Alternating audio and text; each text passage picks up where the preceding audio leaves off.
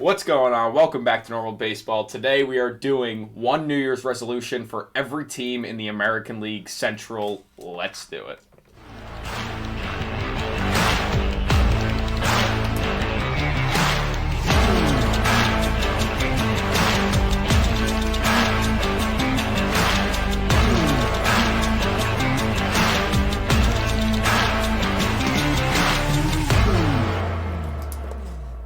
What's going on? Welcome back to yet another episode of the Normal Baseball Podcast. I'm Alex Normal Dog. That is Lewis. We are back today doing another New Year's resolution episode, this time for the AL Central.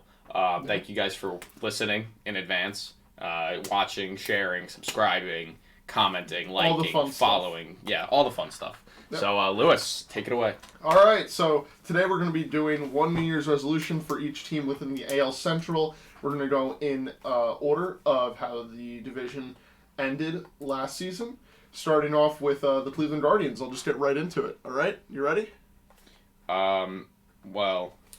Resolution. Something they could have done better. Yeah, something that they could have done better, something that everyone wants to improve. Usually a resolution is something that you want to improve on for yourself. This time we're writing them for the team, so that's something they need to improve on, something they want to do better. Alex is now not in camera. He is gone. He doesn't exist. Keep going. We don't know where he went. Keep going. Does anybody see him? Just keep going. Just keep looking on the camera. Just keep going. Do you see him?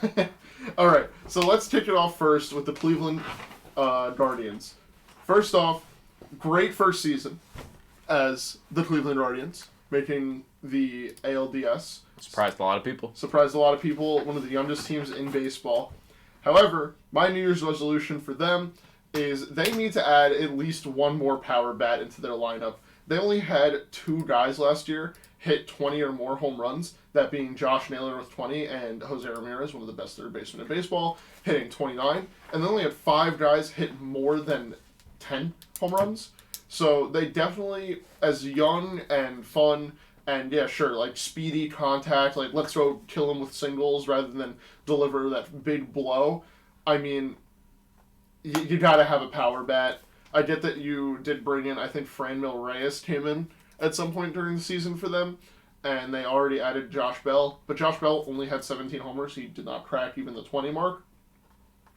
This is when I wish that the Guardians had just somebody who had just a bat, went up there, batted like 230, and could hit 38, 40 homers, you know? Like, if you get one out, it's okay, and I think that's how the Guardians should look at it, although it's very anti-Guardians as of now, how they are. So the resolution is get another power bat. Get another power bat. Yeah, I could get hooked on that. I mean, like you said, they played the small ball last season. They played a lot of small ball. They did. And it was kind of their persona. Yeah.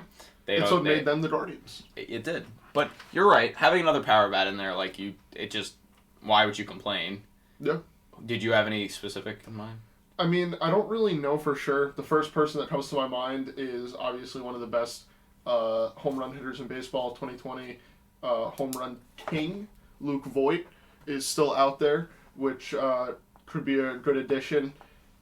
Also a lefty, which I don't know how badly they do need a lefty actually in their lineup. I'm thinking about it. Kwan is a lefty, Naylor's a lefty, J-Ram's a switch hitter, Bell's a switch hitter.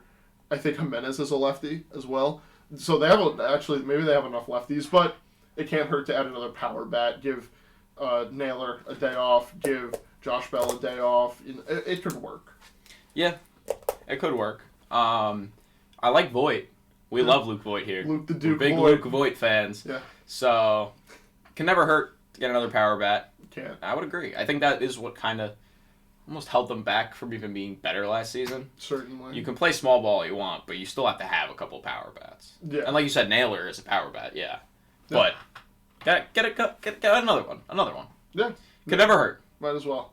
Up there with J-Ram. Yeah. Okay. I mean, Luke Voit is arguably better than Jose Ramirez. So. Luke Voit has a home run title to his name. He does. And does Jose Ramirez? I don't think so. No. He doesn't. Luke Voit is better than Jose Ramirez. Take that to a better context. And Luke Voit was never on the Cardinals.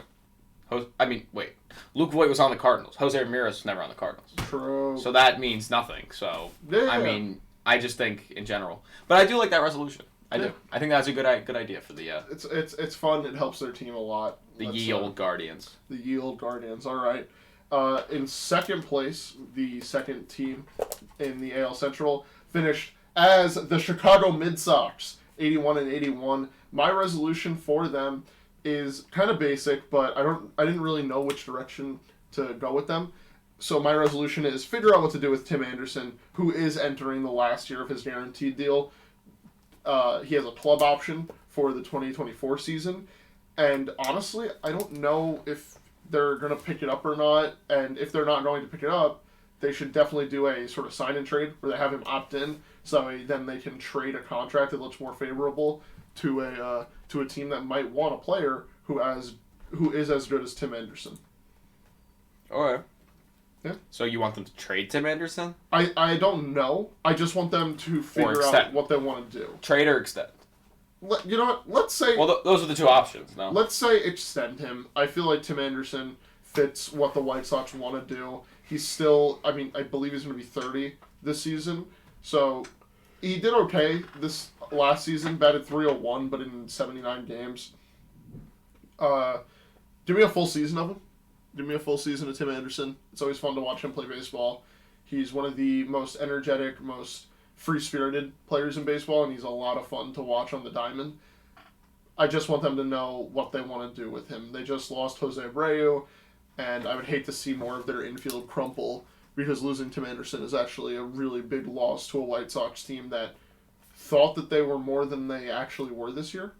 Is that fair? That is more than fair. Yeah. Okay, I like it. My question is, if they don't extend him, right, what kind of package are they going to get back for him? Do you think they're going to get a huge package back for Tim Anderson?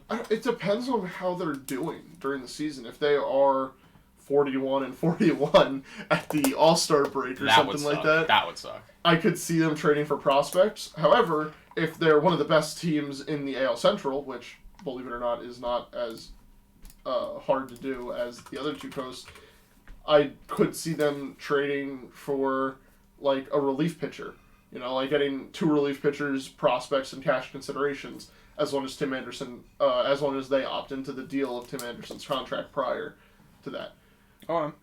So, we'll see. But the White Sox, I just want you guys to figure out what you're going to do with Tim Anderson. Yeah. That's all that I want. No, that's 100% fair. Yeah. Especially for a team that was very mediocre next year. I feel like another one could have been, like, just be better. They're not called the Chicago Mid Sox for nothing. Yeah, don't be mid next season. Live up to your expectations next season. That's not possible.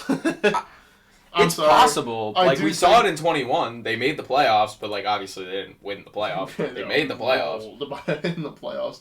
Another good thing about the White Sox this upcoming season is that Tony La Russa is no longer the manager. I definitely think that his managerial skills were not the best for a White Sox team. That was that was really entertaining, and just having someone behind the wheel who was making stupid decisions at all times was not useful. But White Sox, go figure it out. Go be better. I mean, come on, give the Guardians a run for their money. Overtake the Guardians. You know, have fun, play baseball, and win. That's have all fun, play baseball. I agree. Yeah. Okay, well, yeah. I mean, Tim Anderson does feel like a White Sox for lifer. Yeah, he does. That's why I want them to figure it out. I gotcha. All right, let's move on. The third place team that finished at 78-84 was the Minnesota Twins. And my New Year's resolution for the Minnesota Twins, I want them to give their former first overall pick in the 2017 draft, Royce Lewis, the starting shortstop role. Okay. Correa's gone. Correa's gone. Early this past season, when Correa was down with an injury for a little while, he did have the starting shortstop role. He also played a little bit of center field, and in those, I believe it was 12 games, he batted almost exactly .300 while playing shortstop and center field. Swing is butter. The dude can play defense. Definitely could be a 300-plus hitter every season, and he has the power, too, to actually score a lot more runs than you might think. Twins, give this guy a shot. Don't screw around with it. It's not worth it.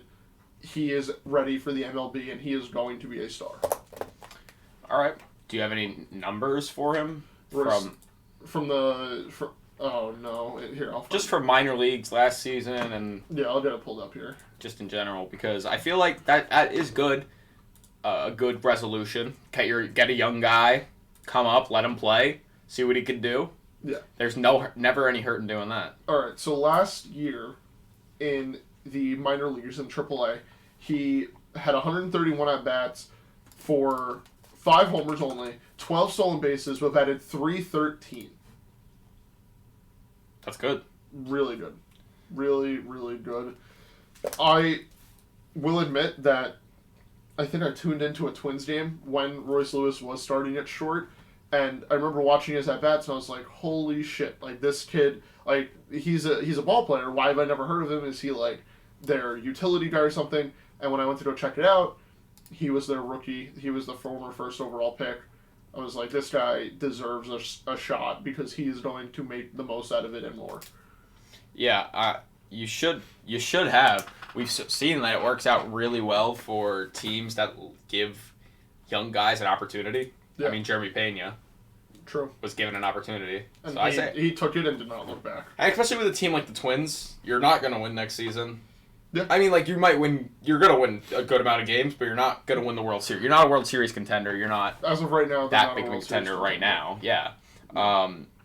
So you might as well give it a shot. You have nothing to lose. Might as well take the shot on him. I mean, worst comes to worst, you have him for 6 years and he walks in free agency. Just give him the starting job is all that I ask. That's fair. Yeah. I like it. All right. You want to move on? Go for it. All right. 4th place in the AL Central last year was the Detroit Tigers, finishing at 66 and 96. My New Year's resolution for them, give Miguel Cabrera a good final season. I'm not saying go try to win a World Series, but at points it got hard to watch Miguel Cabrera because of the other 8 players in the lineup around him. Be better, Tigers, and give Cabrera a good send-off because 5 years after the season ends, we're going to be talking about him being a first-ballot Hall of Famer. He will go in as a Tiger, and it's not fair to him that the later part of his career is just spent almost rotting away in Detroit. Fair. Give him a good season. I want Miggy highlights day in and day out. Like, singles, promote the hell out of him, and put a good team around him so at least they're somewhat watchable. Because, I'm sorry, Javi Baez was not the answer at shortstop. And Tigers they need something that will make me want to watch them.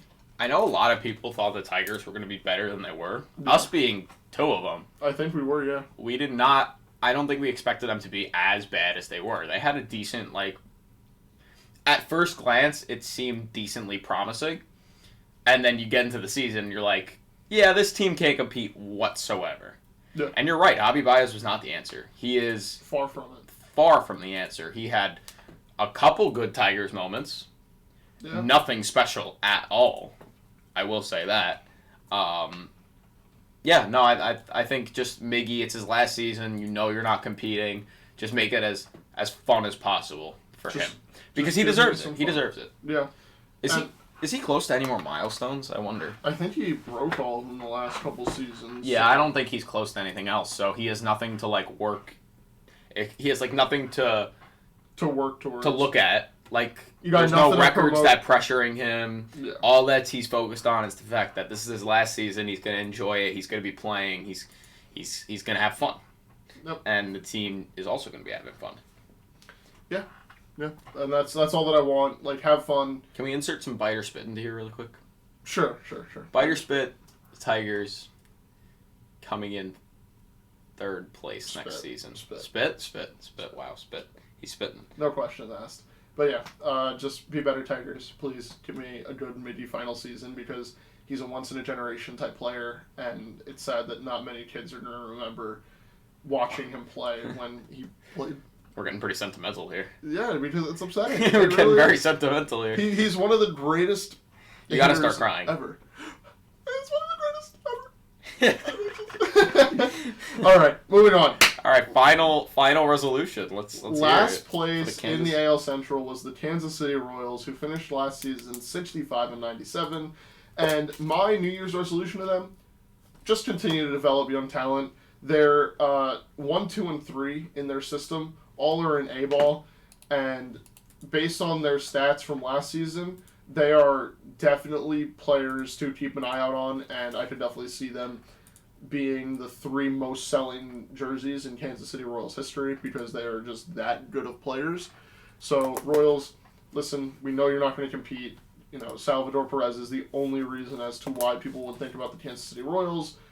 Just develop that minor league talent and get ready for, I don't know, 3 or 4 years down the line. You're going to have these guys coming up, and they look to be some of the most solid MLB-ready prospects that I have seen based on just stats alone.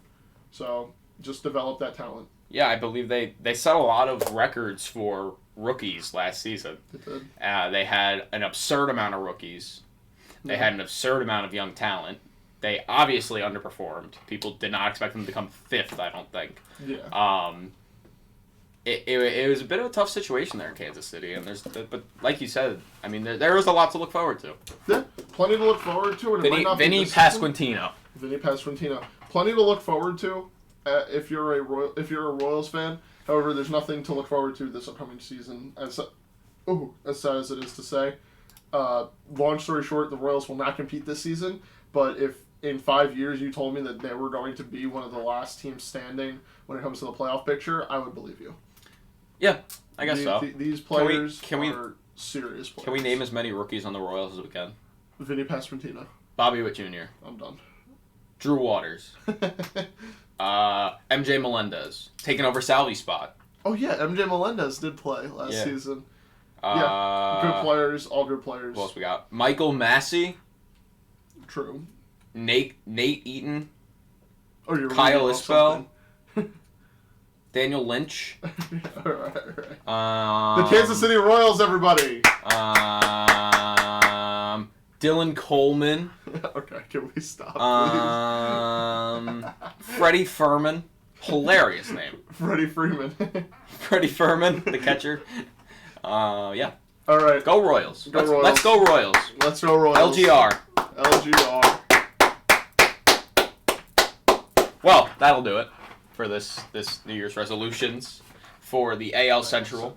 We hope you guys enjoyed. If you enjoyed, get ready for the next one because the next one's coming out tomorrow. We're having fun doing these, I guess. Yeah, I'm having a great time. Yeah. But yeah, we thank you guys for watching and doing all that jazz that we talked about earlier. We appreciate you all, and we will see you guys in the next one tomorrow. Tomorrow. Peace.